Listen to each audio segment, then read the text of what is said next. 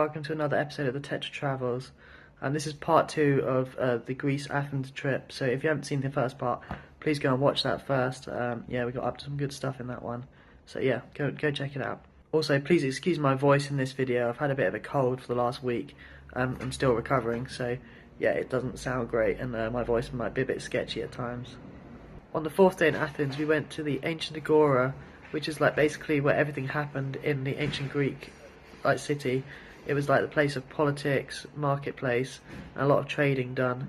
And there was a lot of sort of female presence there, so it was really interesting. So like yeah, we took a tour around, and I'll give you a bit of video that you can see some of the access around the area. The ancient Agora had pretty good access, but the ramps were quite steep. But once you were in, it was fine. The museum was really interesting and had lots of artefacts, and was all very flat, but the ramp inside of it was pretty steep, as you'll see in a minute.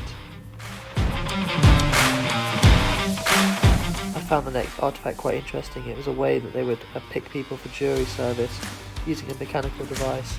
It was all very fascinating.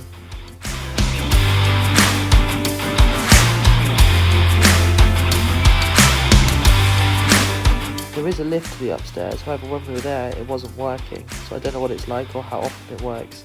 So I had to get a friend to go and film the upstairs area, so I could see some of it.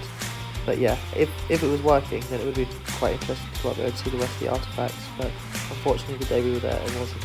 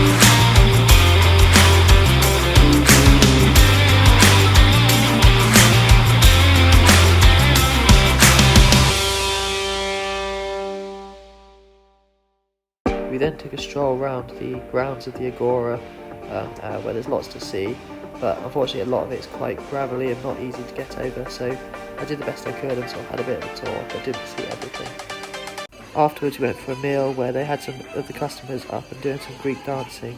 It was a good atmosphere and really good food, so I'll put a link in the description below.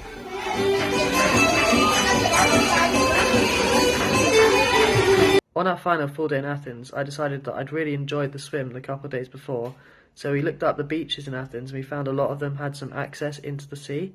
So we decided to take the tram network and go to visit one of the beaches and see what it was like. We had a really good day. The beach we went to, I'll put in the link below.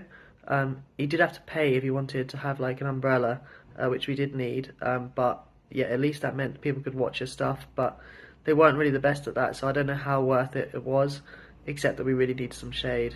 The chair to get into the sea was really good though, and you'll see that in a minute. The next day we took a trip to the beach using the tram network.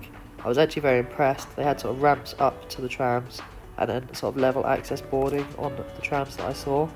It was all very well set up, and I was really happy with how it worked out.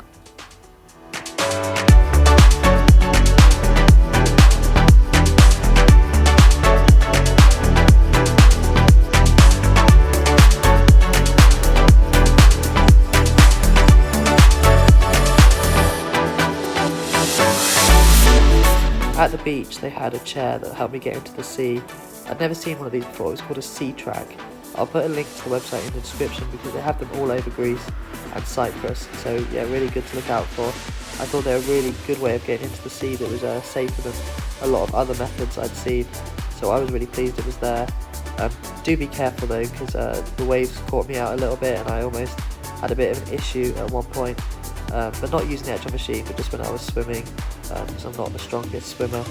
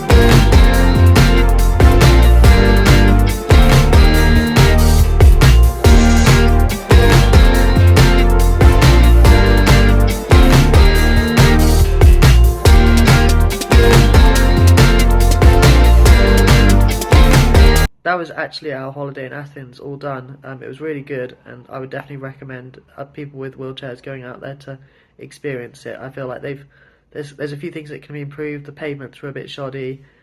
Getting up and down the step curbs can be a bit difficult, but overall, I think they're doing a pretty good job of access and ensuring that disabled people are included. Unfortunately, we did have problems on the plane getting home. It was heavily delayed, and we were actually given a different company than EasyJet. It was outsourced to a different company.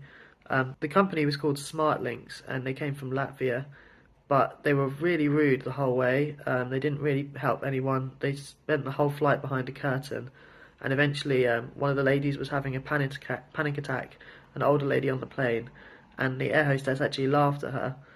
It caused a big row between a guy who was sat next to the lady, who was shouting that this is unacceptable, but then the air hostess told him to F off, which didn't help anything, and then he wasn't very happy about that, obviously, so he said the same thing back, and then the air hostess called the police.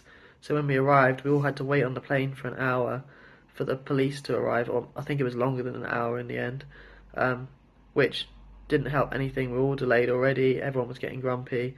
And then when the police arrived, they actually found that the air hostess had been out of order, as all the passengers basically said, yeah, it was up to them, that they caused the issue in the first place. So again, I'll be having to have a complaint about that, which is unfortunate. And it also meant that my skin is very sensitive because I have a disability. I can't stay on uncomfortable seats for too long. And it meant I was basically sat on the plane for an extra 3 hours by the time we sat on the tarmac in Greece for an hour waiting for our slot, and then the delay that was completely unnecessary at the other end.